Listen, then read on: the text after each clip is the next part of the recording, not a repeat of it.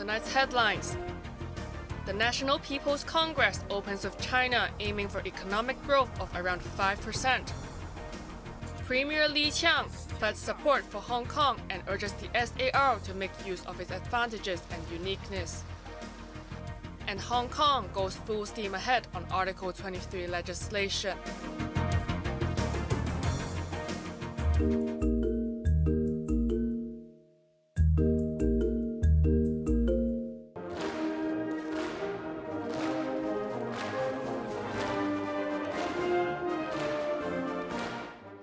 Under a rhythmic applause of nearly 2,900 delegates, President Xi Jinping entered the Great Hall of the People for the start of the annual National People's Congress.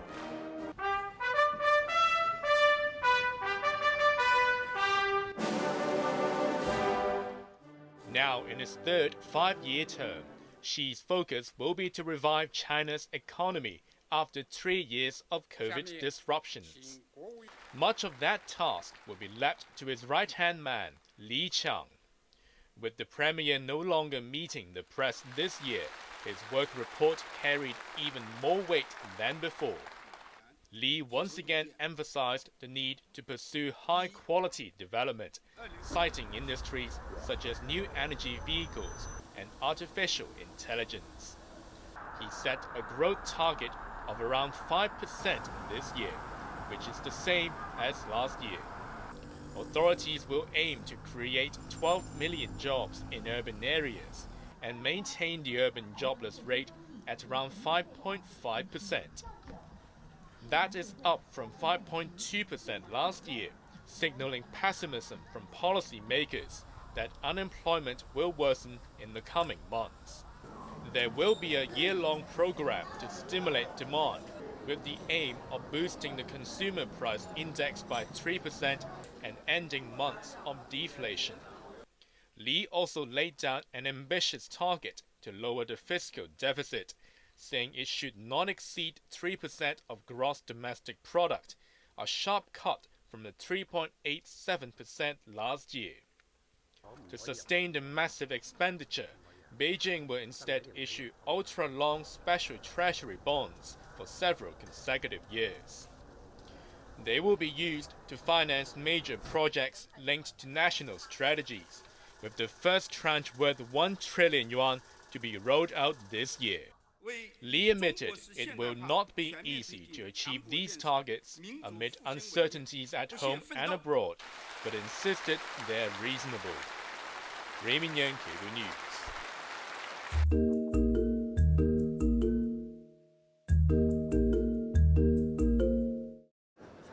Macau's Chief Executive Ho Lat-seng and his Hong Kong counterpart John Lee arrived at the Great Hall of the People to hear what Premier Li Qiang has in store for the two SARs. Li took his seat between General Zhang Shenmin from the powerful Central Military Commission and Ho. In his work reports, the Premier emphasized the economic development of the two SARs. He said Hong Kong and Macau have the backing of Beijing to improve the livelihood of their people and unleash their advantages and uniqueness.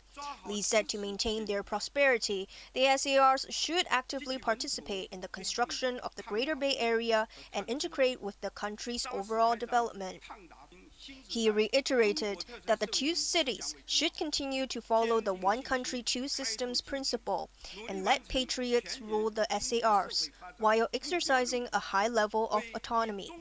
In a statement, Hong Kong's leader said he will strive to unite all sectors in the city to improve the economy and society and boost the city's international competitiveness. Li also called on Hong Kong's representatives in national bodies to come up with constructive proposals. Sterry Lee, Hong Kong's sole delegate to the National People's Congress Standing Committee, described the Premier's report on Hong Kong as comprehensive, adding that it echoed calls to revive the economy. Rock Chan, a member of China's top political advisory body, said Li did not mention Article 23 legislation, as Beijing thinks Hong Kong has reached a consensus on implementing the domestic security law. Maisie Mok, Cable News.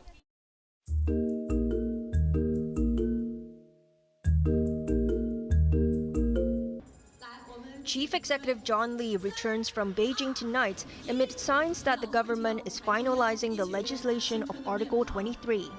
Speaking before he left the capital, Li sidestepped a question that he was returning earlier than expected to push the domestic security law, but he said officials have been told to process submissions from a public consultation on Article 23.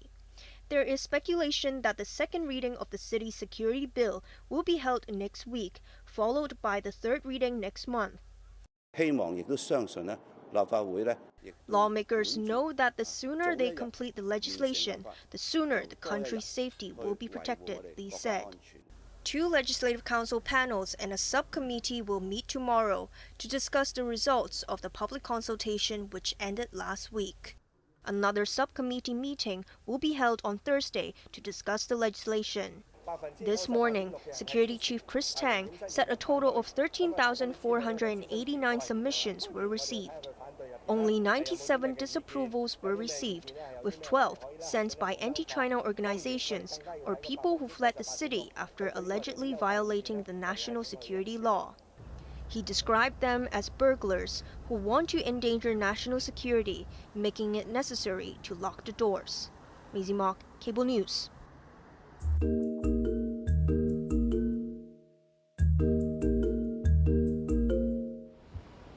The Court of Final Appeal has allowed 7 veteran opposition figures to appeal against their conviction of participating in an unauthorized assembly in August 2019.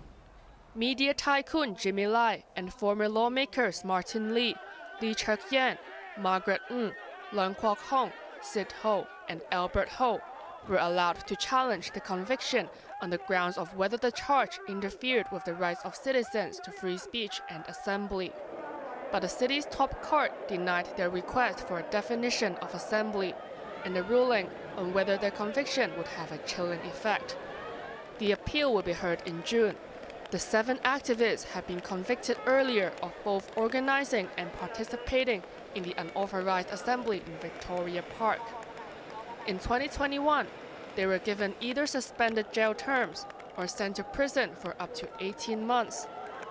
Last August, they were cleared of organizing the rally. A government's challenge to the acquittal was dismissed last month.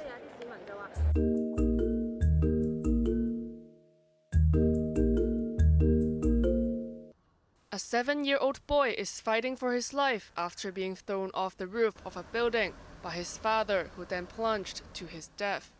The case, which police classified as attempted murder and suicide, happened in Kowloon City last night. Security guards found the pair lying unconscious outside a 6-story car park on Carpenter Road at around 9:30 p.m.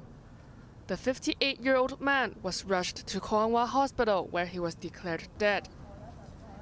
The boy is undergoing treatment at Queen Elizabeth Hospital, accompanied by his mother. The man was identified as a former logistics worker who became a taxi driver and was believed to be heavily in debt because of a gambling addiction.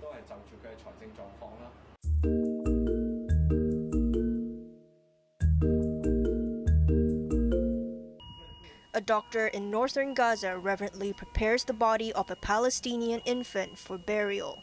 The child was at least the 16th to starve to death after Israel cut off food and water to the besieged enclave. With famine knocking at the door, Palestinians are again leaving northern Gaza in a bid to survive. As the Palestinian death toll since October climbed over 30,000, Israel has been accused of trying to destroy UNRWA, the biggest United Nations agency taking care of refugees. Part of this campaign involves inundating donors with misinformation designed to foster distrust and tarnish the reputation of the agency. Only UNRWA has the footprint and the capacity to deliver services, including education and primary health care at scale, in the absence of a fully fledged state authority. Attacks against UNRWA seek to eliminate its role in protecting the rights of Palestinian refugees and acting as a witness to their plight.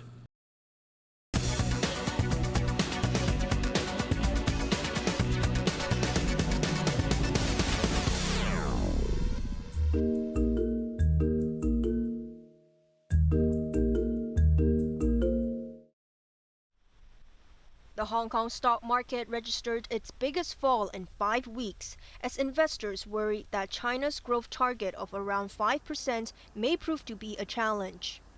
More stimulus will be needed to reach that goal, they said. The Hang Seng Index ended the day 2.6% lower.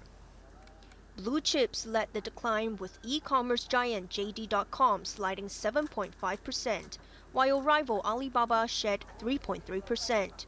Another market favorite, food delivery platform Meituan, gave a 5.6%.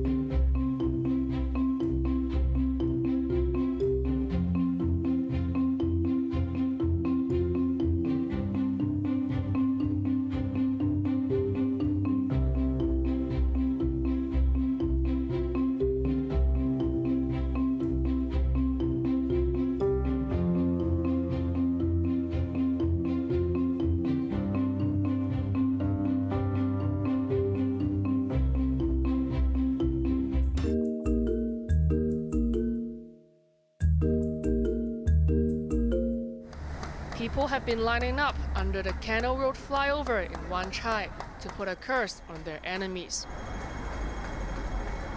Elderly women using slippers stamped out villains with an imaginary beating.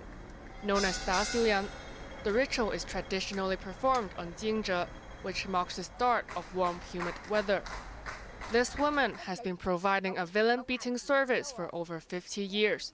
She says most of her clients want to get revenge on cheating partners.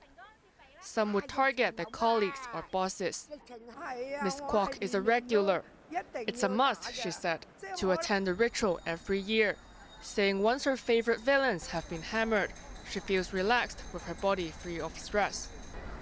The $300 she paid for her family of 6 appeared to be a bargain, saying all will not be disturbed by evil spirits in the coming year.